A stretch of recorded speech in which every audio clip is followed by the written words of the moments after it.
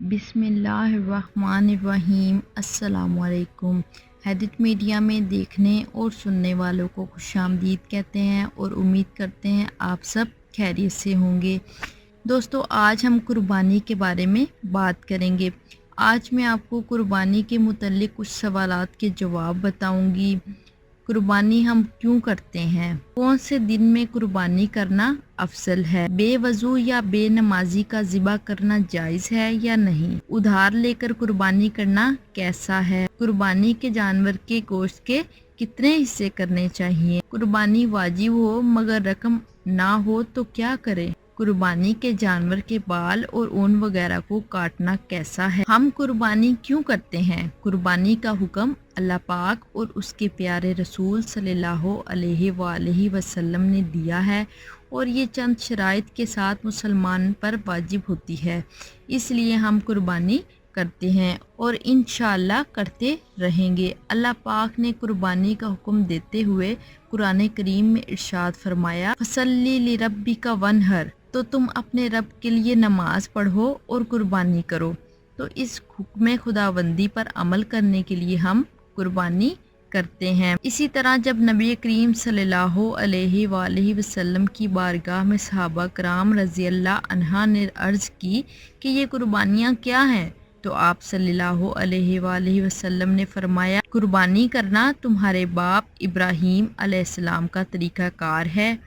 एक और हदीस पाक में है, जो कुर्बानी की बसात रखता हो और कुर्बानी ना करे तो वो हमारी ईदगाह के करीब ना आए। ईद के कौन से दिन में कुर्बानी करना अफजल है? ईद के तीनों दिनों में कुर्बानी करना जायज़ है, अलबत्ता पहले दिन कुर्बानी करना अफजल है। ईद के पहले दिन अमूमन कसाब ज़्यादा पैसे लेते हैं, तो बाज़ लोग थोड़े से पैसे बचाने के लिए अफजल अमल को छोड़कर ईद के दूसरे या तीसरे दिन कुर्बानी करते हैं।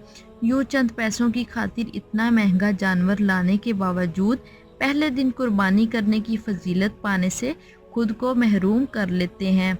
पहले दिन कसाब का ज़्यादा रकम लेना अगरचा नफ्स पर गिरा गुजरता है, मगर हमें अपना यूँ जहन बनाना चाहिए कि जो नेक अमल नफ्स पर जितना ज़्यादा गिरा गुजरता है, इसका सवाब भी उतना ही ज़्यादा अता किया जाता है। याद रखिए, ईद उल अज़हा के दिन जानवर ज़िबा करने से अफजल कोई अमल नहीं है, लिहाजा कोई मजबूरी ना हो तो पहले दिन ही कुर्बानी की जाए। अगरचा कुछ रकम ज़्यादा खर्च होगी, लेकिन इसको कोई नुकसान ना समझा जाए।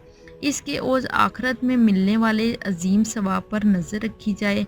अगर किसी के घर में दूसरे या तीसरे दिन दावत होती है, इस वजह से वो पहले दिन कुर्बानी नहीं करता, तो उसे चाहिए कि पहले दिन कुर्बानी करके इसका गोश्त फ्रिज में रख दे और अगले दिन दावत में इस्तेमाल कर ले। फ़कत लज्जत नफ्स के लिए पहले दिन कुर्बानी के अजीम सवाब से महरूम हो जाना दानिशमंदी नहीं बल्कि महरूमी है।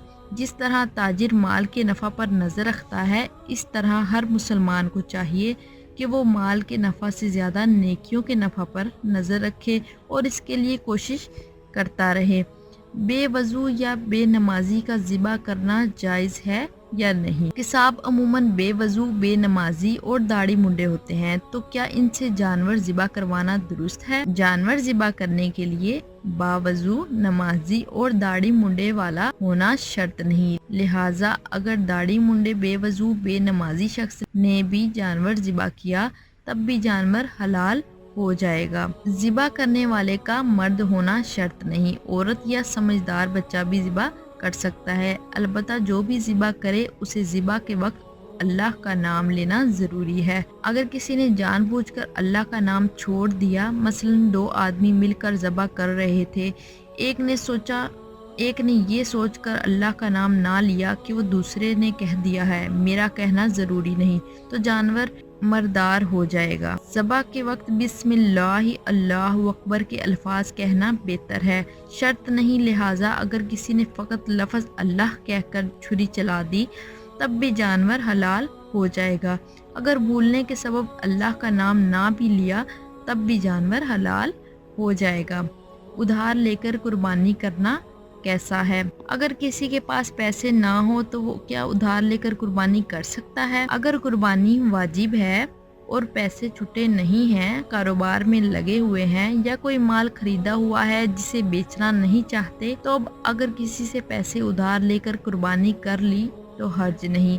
अलबत्ता अगर कुर्बानी वाजिब नहीं है तो जाहिर है उधार लेकर कुर्बानी करना ज़रूरी नहीं, लेकिन अगर कुर्बानी की तो सवाब मिलेगा, मगर ऐसा करना बड़ा रिस्क है, फिर कर्जा उतरेगा नहीं और यूँ लड़ाई झगड़ों के मसाइल पैदा हो सकते हैं। अगर कुर्बानी वाजिब ना हो तो सिर्फ कुर्बानी करने के लिए कर्जा ना लिया जाए। कुर्बानी के लिए ज़रूरी नहीं कि 2.5 लाख वाला जानवर ही लिया जाए, बल्कि हिस्सा भी डाला जा सकता है कि वो ज़्यादा महंगा नहीं होता। बहरहाल कुर्बानी वाजिब हो तो करना ज़रूरी है, अगर जानबूझकर ना की तो बंदा गुनहगार होगा। अगर कुर्बानी वाजिब ही नहीं थी और इसके वजूब की शराइत भी नहीं पाई गई थी, इस वजह से कुर्बानी ना की, तो ये कोई गुनाह का काम नहीं है, क्योंकि कुर्बानी वाजिब ही नहीं थी। कुर्बानी के जानवर के गोश्त के कितने हिस्से किए जाते हैं? कुर्बानी के जानवर के गोश्त के 3 हिस्से किए जाते हैं। शरीयत में कुर्बानी के जानवर के गोश्त के 3 हिस्से किए जाते हैं। कुर्बानी के जानवर के गोश्त के 3 हिस्से करने को मुस्तहब कहा गया है। मसलन बकरा है तो इसके 3 हिस्से कर लिए जाएं। एक हिस्सा कुर्बानी करने वाला अपने इस्तेमाल में रखे, एक हिस्सा रिश्तेदारों में तकसीम कर दे और एक हिस्सा गरीबों में बांट दे, तो ये मुस्तहब है। और अगर पूरा बकरा खुद रख लिया या पूरा बकरा बांट दिया या पूरा बकरा एक साथ किसी को उठाकर दे दिया, तो ये सब सूरतें भी जायज़ हैं। कुर्बानी के जानवर के बाल और ऊन वगैरह काटना कैसा है?